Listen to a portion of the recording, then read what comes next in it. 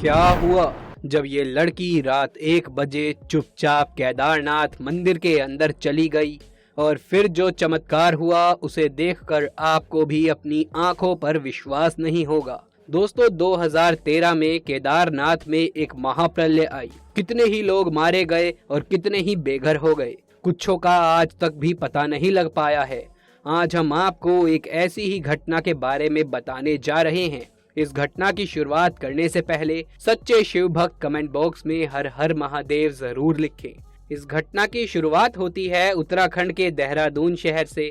यहाँ पर प्रीति कसेरा नाम की एक लड़की अपने दादा दादी के साथ रहा करती थी। बचपन से ही उसके माता पिता नहीं थे। जब उसने होश संभाला और जब वो 18 वर्ष की हुई तो उसने अपने दादा दादी से सवाल किया कि आखिर मेरे माता पिता कौन हैं और वो कहाँ पर हैं, क्या उनकी मृत्यु हो गई है। तब दादा दादी ने जवाब देते हुए कहा कि सन 2013 में वो तीर्थ यात्रा करने के लिए देहरादून से केदारनाथ के लिए रवाना हुए थे, लेकिन उसी समय प्रकृति ने अपना एक ऐसा प्रकोप दिखाया कि केदारनाथ में भयंकर विकराल बाढ़ आ गई और उसी बाढ़ की चपेट में आकर तुम्हारे माता पिता गुम हो गए। कई दिनों तक हमने वहां पर उन्हें ढूंढने का प्रयास किया, लेकिन एक निश्चित समय के बाद उन्हें मृत मानकर हमने सारी आशाएं छोड़ दी। जब प्रीति ने ये सच्चाई सुनी तो उसके पैरों तले तो जमीन ही खिसक गई। वो एक सच्ची शिव भक्त थी, लेकिन उसे मन ही मन लग रहा था कि महादेव उसके साथ ऐसा कैसे कर सकते हैं। तभी उसने सोचा कि अगर मेरे माता पिता के शव आज तक नहीं मिले हैं तो हो सकता है कि केदारनाथ में आज भी वो कहीं पर जिंदा हों। बात है सन 2022 की। अपने दादा दादी का आशीर्वाद लेकर प्रीति अपने माता पिता की तलाश करने के लिए एक बार पुनः केदारनाथ के लिए रवाना हुई। उसका उद्देश्य था किसी भी हालत में अपने माता पिता के बारे में पता लगाना। देहरादून से केदारनाथ की दूरी 226 किलोमीटर है। उसने सफर तय किया और जब वो गौरीकुंड पहुंची तो वहां से उसने 18 किलोमीटर की पैदल चढ़ाई शुरू कर दी। लेकिन केदारनाथ धाम पहुंचते पहुंचते रात्रि हो गई और मंदिर के कपाट बंद कर दिए गए। श्रद्धालुओं की भारी भीड़ होने के कारण प्रीति को वहां पर कोई भी कमरा नहीं मिला, तो वो केदारनाथ के परिसर में ही रात्रि को सो गई। देखते ही देखते रात के 1 बज गए और मंदिर का पूरा परिसर खाली हो चुका था। वहां पर प्रीति अकेले ही सो रही थी। तभी वहां पर एक बहुत बड़ा चमत्कार हुआ। एक काफी दिव्य साधु केदारनाथ धाम पहुंचे, जो कि दिखने में काफी पौराणिक लग रहे थे। उन्होंने अपने पूरे शरीर पर भस्म लगा रखा था और गले में रुद्राक्ष की कई मालाएं थी। उन्होंने प्रीति को जगाया और उससे सवाल किया कि तुम केदारनाथ आखिर किस उद्देश्य से आई हो। सबसे पहले तो प्रीति ने जब उन साधु महाराज को देखा तो उनका भेष देखकर वो बहुत डर गई थी। हिम्मत जुटाकर उसने उनसे कहा कि सन 2013 में आई बाढ़ में मेरे माता पिता केदारनाथ में लापता हो गए थे। आज वो उन्हीं का पता लगाने केदारनाथ आई है। तब उन साधु महाराज ने प्रीति का हाथ पकड़ा और उसे केदारनाथ मंदिर की ओर ले गए। जब वो साधु महाराज केदारनाथ मंदिर के पास पहुंचे तो चमत्कार ऐसा हुआ कि मंदिर के कपाट अपने आप ही खुल गए। रात्रि की 1 बज रही थी और प्रीति ने जब ये चमत्कार देखा तो उसके भी रोंगटे खड़े हो गए। तब उन साधु महाराज ने रात्रि 1 बजे प्रीति को केदारनाथ मंदिर के अंदर जाने को कहा। डरते डरते जैसे तैसे प्रीति मंदिर के अंदर गई। तब भगवान केदारनाथ ने रात्रि 1 बजे उसे अपने दर्शन दिए। ये वाकई में एक बहुत बड़ा चमत्कार था। रात्रि में 1 बजे एक अकेली लड़की का मंदिर के अंदर जाना और कपाट का अपने आप खुल जाना, ये वास्तव में बहुत बड़ा चमत्कार था। जब प्रीति महादेव के दर्शन करके पुनः बाहर आई तो उन साधु महाराज ने उसे एक बहुत ही दिव्य ज्ञान दिया। उन्होंने अपनी दिव्य दृष्टि से देखकर प्रीति को बताया कि सन 2013 में तुम्हारे माता पिता केदारनाथ आए थे, लेकिन बाढ़ की चपेट में आ जाने से दोनों की ही मृत्यु हो गई। ये सच्चाई सुनकर प्रीति फूट फूट कर रोने लगी। तब साधु महाराज ने उससे कहा कि तुम्हें रोने की कोई जरूरत नहीं है, क्योंकि मैं दिव्य दृष्टि से देख पा रहा हूँ कि तुम्हारे माता पिता आज स्वर्ग में मौजूद हैं।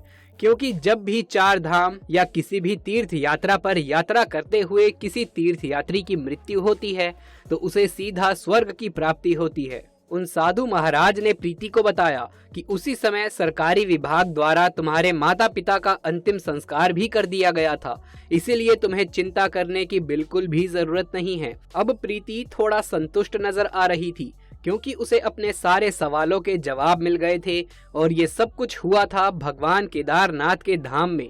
लेकिन प्रीति जब तक उन साधु महाराज का धन्यवाद कर पाती, इतने में ही वो कहीं अंतर ध्यान हो गए, मानो महादेव ही एक बच्ची को अपने माता पिता का सच बताने आए हों। ये चमत्कार प्रीति की जिंदगी का सबसे बड़ा चमत्कार था। उसकी आंखें खुल गई थी और महादेव के प्रति लगाव और भी ज्यादा बढ़ गया था। उसके बाद उसने पंच केदार के दर्शन करने की प्रतिज्ञा ली। केदार में कौन कौन से धाम आते हैं, आगे वीडियो में हम विस्तार से चर्चा करने वाले हैं। 12 ज्योतिर्लिंगों में केदारनाथ धाम का श्रेष्ठ स्थान है और यहाँ भगवान शिव के पृष्ठ भाग के दर्शन होते हैं। प्रीति ने केदारनाथ के तो दर्शन रात्रि 1 बजे बहुत अच्छे तरीके से कर लिए थे और सुबह होते ही वो महामहेश्वर महादेव मंदिर पहुंची, जिसे द्वितीय केदार के नाम से जाना जाता है। महामहेश्वर नदी के पास स्थित ये मंदिर अपने आप में बहुत विशालकाय है और महादेव के चमत्कारों के साथ जुड़ा है। इस मंदिर में भगवान शिव की पूजा नाभि लिंगम के रूप में की जाती है। यहाँ का जल बहुत पवित्र माना जाता है और मोक्ष के लिए कुछ बूंदे ही पर्याप्त हैं। केदारनाथ की तरह महामहेश्वर मंदिर में भी 6 माह के लिए कपाट बंद कर दिए जाते हैं और कपाट खुलने के बाद ही पूजा अर्चना होती है। यहाँ पर बहुत अच्छी तरीके से दर्शन करने के बाद प्रीति तृतीय केदार के लिए रवाना हुई, जिसे तुंगनाथ के नाम से जाना जाता है और ये मंदिर केदारनाथ और बद्रीनाथ धाम के बीच स्थित है। 1.5 किलोमीटर की चढ़ाई करने के बाद प्रसिद्ध चंद्रा शिव नामक चोटी के दर्शन होते हैं। यहाँ पर भगवान शिव के हृदय स्थल और शिव की भुजा की पूजा की जाती है। कथाओं के अनुसार कुरुक्षेत्र के मैदान में पांडवों के हाथों बड़ी संख्या में नरसंहार होने की वजह से भगवान शिव पांडवों से बहुत ज्यादा गुस्सा हो गए थे और भगवान शिव को प्रश्न करने के लिए पांडवों ने मंदिर का निर्माण कराया।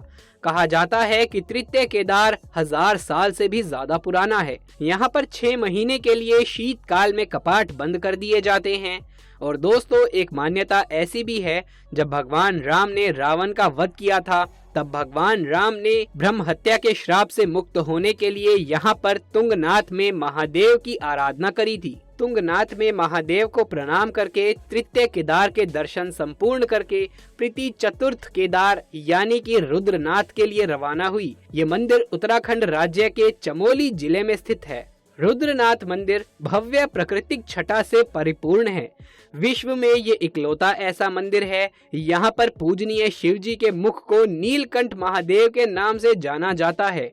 प्रीति ने चतुर्थ केदार के भी दर्शन पूर्ण रूप से कर लिए, जिसके बाद में वो कल्पेश्वर महादेव, जिन्हें पंच केदार के रूप में जाना जाता है, जिन्हें कल्पनाथ भी कहते हैं, और यहाँ पर भगवान शिव की जटाओं के दर्शन होते हैं। और पंच केदार में कल्पेश्वर महादेव के दर्शन पाकर प्रीति धन्य धन्य हो गई और उसने अपने पंच केदार के सफर को भी पूरा किया। जिसके बाद पुनः देहरादून आकर प्रीति ने अपने दादा दादी को वो सच्चाई बताई जो आज तक उन्हें भी नहीं पता थी। अब इस कहानी में कितनी सच्चाई है ये तो कहना मुश्किल है, लेकिन दोस्तों ये भी कहना गलत नहीं होगा कि जहाँ जहाँ शिव के होने की बात कही जाती है वहाँ वहाँ चमत्कार जरूर होते हैं। केदारनाथ मंदिर अपने आप में बहुत सारे रहस्य समेटे हुए है।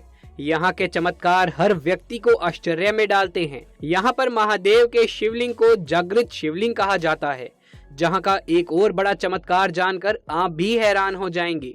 दीपावली महापर्व के दूसरे दिन शीत ऋतु में मंदिर के कपाट को 6 माह के लिए बंद कर दिया जाता है, लेकिन कपाट बंद करने के पूर्व एक दीपक यहाँ पर प्रज्वलित किया जाता है, जिसके बाद भगवान के विग्रह और दंडी को 6 माह तक के लिए पहाड़ के नीचे ऊखी मठ में रख दिया जाता है और 6 माह के लिए केदारनाथ मंदिर के कपाट पूरे तरीके से बंद हो जाते हैं और 6 माह तक इस मंदिर के आसपास कोई नहीं रहता। 6 माह के लिए इस मंदिर के अंदर सभी का प्रवेश बंद हो जाता है और पूरा मंदिर बर्फ के तले ढक जाता है। लेकिन आश्चर्य की बात यह है कि 6 माह के पश्चात भी जब इस मंदिर के कपाट पुनः खोले जाते हैं तो दीपक ज्यों का त्यों जला हुआ प्राप्त होता है। आश्चर्य की बात तो ये है कि 6 माह तक दीपक भी जलता रहता है और केदारनाथ मंदिर में निरंतर पूजा भी होती रहती है और जैसी साफ सफाई 6 माह पहले थी वही साफ सफाई 6 माह के पश्चात भी पुजारियों को प्राप्त होती है। ये वास्तव में बहुत बड़े चमत्कार का विषय है। कहा जाता है कि 6 माह भगवान की पूजा मानव करते हैं और 6 माह जब भगवान के कपाट बंद होते हैं तो स्वयं देवता आकर भगवान केदारनाथ की पूजा करते हैं और उस दीपक को सदैव प्रज्वलित करके रखते हैं। बाबा केदारनाथ धाम को लेकर आप क्या विचार रखते हैं, हमें दोस्तों नीचे कमेंट बॉक्स में जरूर बताइएगा, क्योंकि आज के मानव का उद्देश्य केदारनाथ जाना केवल भगवान के दर्शन करना नहीं है, उसे तो वहां जाकर मनोरंजन करना है, उसे तो वहां जाकर इंस्टाग्राम पर रील बनाकर वायरल होना है।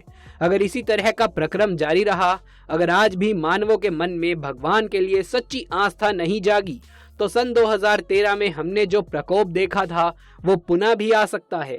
आप अपने विचार नीचे कमेंट बॉक्स में हमारे साथ जरूर साझा करिएगा। अगर आप भी सच्चे महादेव भक्त हैं, कमेंट बॉक्स में जय श्री केदार जरूर लिखिएगा। आगे भी ऐसे वीडियोस लगातार देखते रहने के लिए चैनल को सब्सक्राइब कर लें। जल्द मुलाकात होगी आपसे किसी अगली वीडियो में, तब तक के लिए आप सभी का धन्यवाद।